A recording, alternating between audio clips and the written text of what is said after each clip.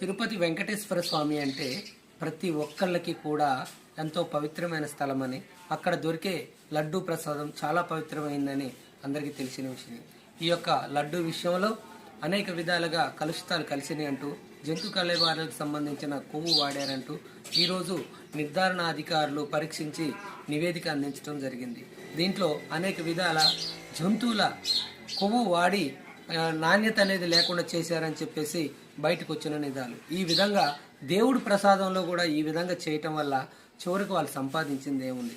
ఈ విధంగా దేవుడి ప్రసాదాన్ని అడ్డు పెట్టుకొని ఈ విధంగా చేయటం వల్లే అక్కడ ప్రభుత్వం కుప్పకూలిపోయిందనేది ఇది కాలం చెప్తున్న నిర్ణయం.